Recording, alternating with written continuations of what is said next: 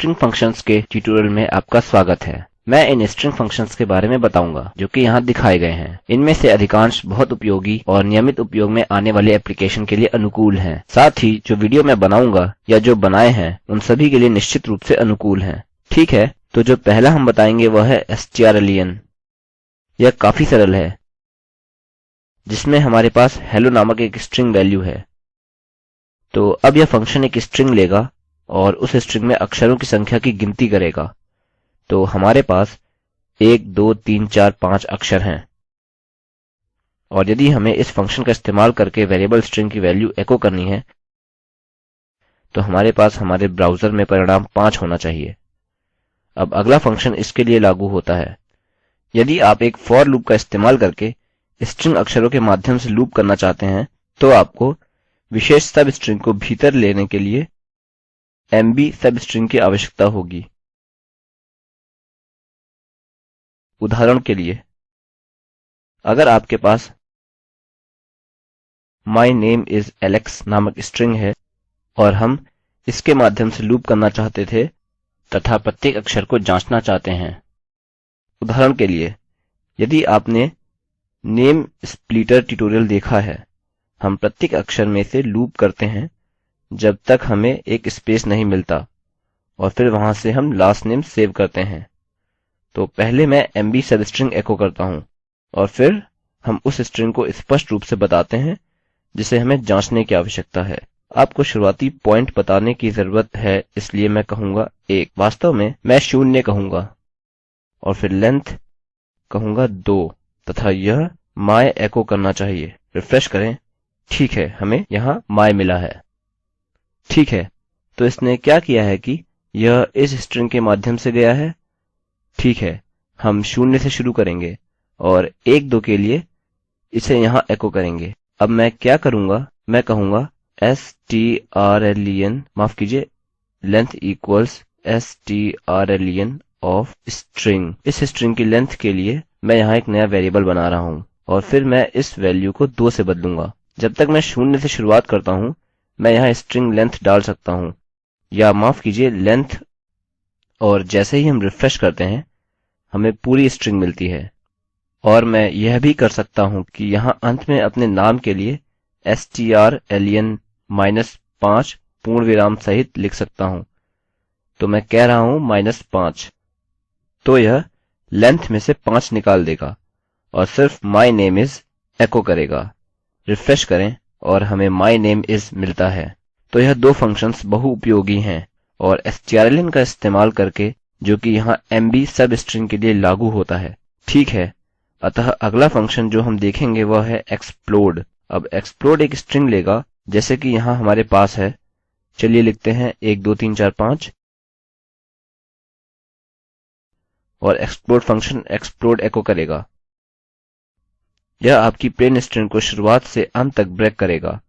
यह इसे एक अरै में ब्रेक करेगा। मानिए कि हमें यह बनाना है और लिखना है, मैं 1 2 3 4 5 अरै के प्रत्येक अलग एलिमेंट में संचित चाहता हूँ। मैं कहूँगा explode string। नहीं, मैं नहीं कहूँगा। स्ट्रिंग को ब्रेक करने के लिए क्या प्रयोग किया जाता है मैं निर्दिष्ट करूँगा। फिलहाल यह एक स्पेस है। यदि हमारे पास स्लैश होता हम इसे स्लैश से बदल देते, क्योंकि यह डिटर्मिनेंट होगा जहाँ यह शुरू होता है और यह सेपरेटर है। यह दूसरी वैल्यू है, तो फिलहाल के लिए स्पेस रखते हैं। ठीक है, तो यहाँ जो चाहते हैं वो जोड़ सकते हैं। यह एक एस्ट्रिक हो सकता है, यह कोई भी चिन्ह हो सकता है।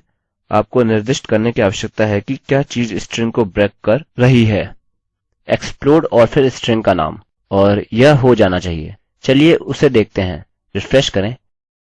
अरै अभी अरै को एको कर रहे हैं। आप स्पष्ट रूप से देख सकते हैं कि मैंने सिर्फ एक अरै को एको किया है। हम यह कह सकते हैं कि यह अरै पर सेट किया है, क्योंकि यह हमने अपने अरै के बुनियादी ट्यूटोरियल में सीखा था और यहाँ यह कहता है कि हमारे पास अरै है। तो अब अगर हम इसी पर यह फंक्शन का प्रयोग करते हैं और फिर एको करते हैं, वास्तव में पहले हमें इसे वेरिएबल में सेट करने की आवश्यकता है। चलिए लिखते हैं exp अरै इक्वल्स यह और फिर कहेंगे exp अरै और हम नंबर्स को एको कर सकते हैं।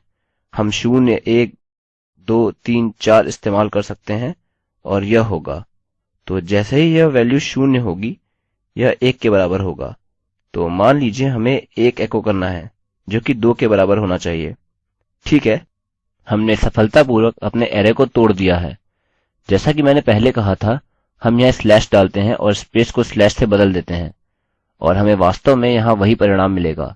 ठीक है, तो यह एक्सप्लोड है। अब उसका विपरीत इम्प्लोड है। चलिए इसे हटाते हैं और आप यहाँ इम्प्लोड फंक्शन देख सकते हैं। इसे ज्वाइन भी कहते हैं, तो आप इसे ज्वाइन या इम्प्लोड कह सकते हैं, जो आप चाहते हैं। तो मैं क्या करूँगा कि एक नई स्ट्रिंग तथा इसकी इम्प्लोड वैल्यू टाइप करूँगा और हम अपनी exp अरै इम्प्लोड करने जा रहे हैं। ठीक है, चलिए इसे देखते हैं। तो हमने इसे किसी एरर के बिना कर लिया है। अब यदि हम अपनी नई स्ट्रिंग एको करते हैं, यह याद दिलाएगा कि हमने पहले किससे शुरुआत की थी, कोई स्पेसेस के बिना। लेकिन यह किया जा सकता है कि आप स्पष्ट कर सकते हैं कि किससे आप अरै ब्रेक करें। तो यहाँ मैंने एक स्पेस डालने का निश्चय किया है, लेकिन अगर आपको यहाँ स्लैश चाहिए तो आप एक फॉरवर्ड स्लैश डाल सकते हैं और परिणाम प्राप्त कर सकते हैं। लेकिन वापस आते हैं, यह functions to and from array को बदलने के लिए हैं। तो एक्सप्लोड तथा इम्प्लोड, और जैसा कि हमने पहले कहा था, इसे ज्वाइन लिख सकते हैं। अतः रिफ्रेश करें और हमें वही परिणाम मिलता है।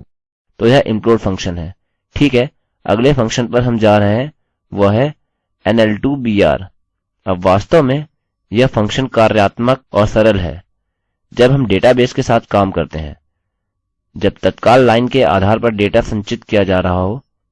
आप याद करें कि मैंने कहा था, यदि आपने बुनियादी ट्यूटोरियल देखे होते तो आपको पता होता, यह हेलो या यह कहूँ hello new line, another new line, और मैं यहाँ एक अर्धविराम लिखता हूँ जो कि यहाँ लाइन ब्रेक है। इसे ऐसे ही रखते हैं। यदि इसे एको करते हैं, हम सोच सकते हैं कि क्या होगा। हमें यह मिलेगा। यदि हमें वे अलग लाइन पर चाहिए तो हमें br का उपयोग करना होगा। तो यदि किसी कारण से आपको HTML का उपयोग नहीं करना है, या यदि आप डेटाबेस के परिणाम से ले रहे हैं, तो उसमें लाइन ब्रेक डालने के लिए आपको एक काफी जटिल फंक्शन बनाना होगा। यह होता है जब लोग इसे डेटाबेस में सेट करते हैं। अतः यदि आप इसे नहीं बना सकते हैं और डेटाबेस में सिर्फ यह लेम टेस्ट है, आप वास्तव में यह करना चाहते हैं कि एको ऐसे हो कि इसमें खुद से ब्रेक डालना और उद्धरण चिन्हों की आवश्यकता ना हो। लेकिन यदि आप एक स्ट्रिंग की शुरुआत में nl2br लिख रहे हैं और हम यहाँ पर कोष्ठक का अंत करेंगे, आप देखेंगे कि यह उसी तरह एको करेगा जैसा हम चाहते हैं। हमें ऊपर एक लाइन ब्रेक मिलेगा क्योंकि हमने यह किया है। यहाँ एक स्पेस दी है। चलिए इसे हटाते हैं।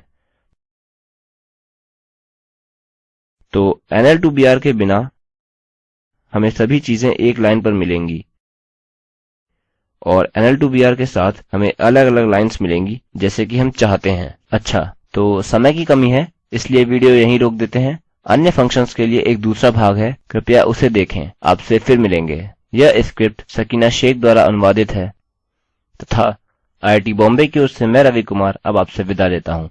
धन्यवाद।